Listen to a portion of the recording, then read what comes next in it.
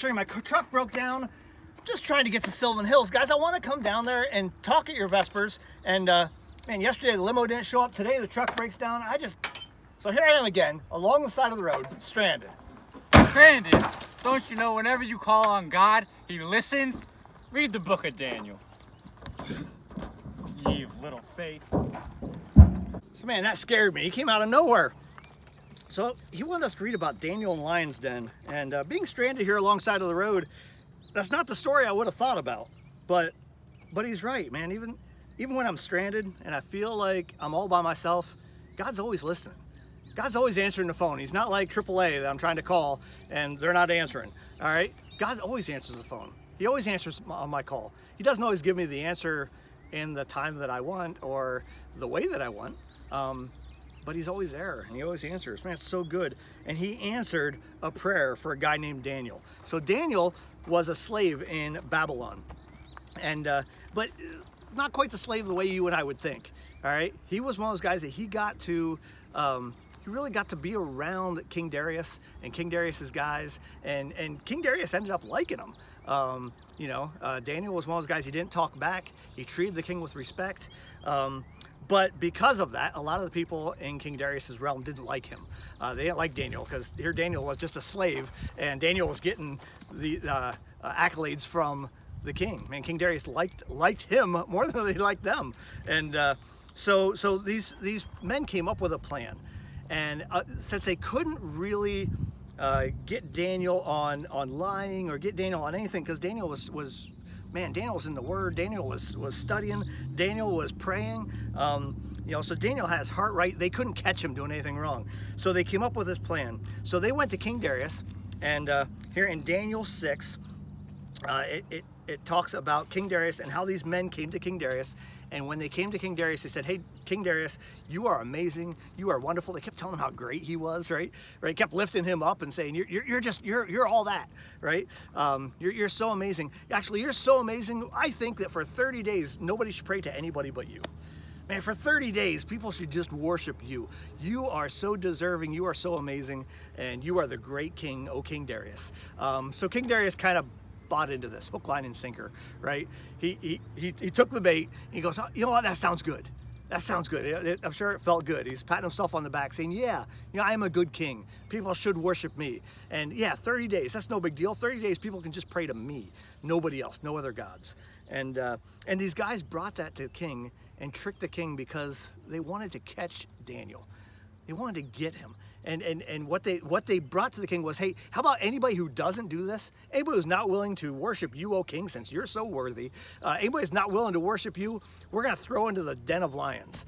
And we're going to throw them in there, and they'll get devoured by the lions. The lions will eat them up, and then the next time we tell people to worship you, they won't think twice about it." So that's what happened. King Darius said, "Yeah, sure." He signed a decree. He signed a big law saying that's the way it was going to be. And of course, what happens? Daniel prays 3 times a day.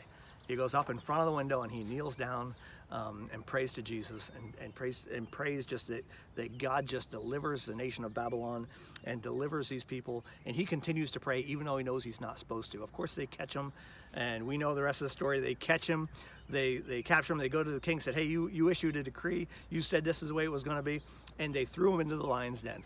All right. So I want to read what happens next. All right, so they threw him in the lion's den. They put a big stone in front of the cave, and then they all went to bed. King Darius didn't sleep. I imagine him tossing and turning all night. He liked Daniel, remember? So first thing in the morning, as soon as the sun comes up over the mountain, he goes running down to the lion's den, has them roll the stone back, and he yells. Listen to this. It says, "At first light of dawn, the king got up and hurried to the lion's den. When he came near the den, he called to Daniel in an anguished voice. He was just really upset. He said, 'Daniel, servant of the living God, has your God, whom you serve continually, been able to rescue you from the lions?'" All right? I'm sure he had some doubt because I don't think Darius knew who God was, but I think it's so cool how Darius knew who Daniel stood for. He might not have known God himself, but he knew who Daniel served. Right? And that's the way he went. When he went to Daniel and went yelling for him, he was all distressed. He goes, is there any chance that your God did save you? Is there any chance? He probably wasn't expecting an answer, but he heard an answer. Daniel answered, "O king, live forever. My God sent his angel. He shut the mouths of the lion, and they have not hurt me, because I was found innocent in his sight. Nor have I done anything wrong before you, O king. The king was overjoyed and gave orders to lift Daniel out of the den. When Daniel was lifted out of the den, no wound was found on him, because he had trusted in his God. Man, I want to have that kind of faith. You know what I mean? The kind of faith that I get thrown into the lion's den and God shuts the mouths of the lions. Isn't that cool? Isn't that powerful? I want to rewind the story a little bit, because what happened to Daniel wasn't just what happened that night. It was what Daniel had done day in and day out before that. He called upon the Lord. Man, he made that phone call day after day. 3 times a day, it said. He called to the Lord. He got on his knees and he prayed to God. Man, so when the moment came when he needed God, he had built this relationship with God and this foundation that he knew who to turn to instantly. And man, God just saved him. God just took care of it, man, because that was his child. Daniel was his boy that just got thrown in a lion's den. And as any good father, he's going to take care of him. He's going to protect him. And he shut the mouths of the lions. And it's just an amazing story. I love that story. I love how Daniel had the faith that he had. But don't miss the story. I mean, the story was Daniel knew who to call out to. He had been calling out for him to God his whole life. And when the moment came when he really needed God and really had a scary moment in his life, he was thrown into a den. He knew what to do. He knew what to do because he'd been making that phone call every day his whole life. Man, so I want to be like that. I don't know if you want to be like that. I want to be like that, right? I want to be that kind of guy that just has that relationship with God that, man, I'm talking to him all the time. And when I need him, I know who to call to. So hey guys, my truck won't start. I can't get a hold of anybody at AAA, but I got a plan. I'm gonna head right across the lake. I'll be there tomorrow. So hey, I'll see you guys. Is that my truck?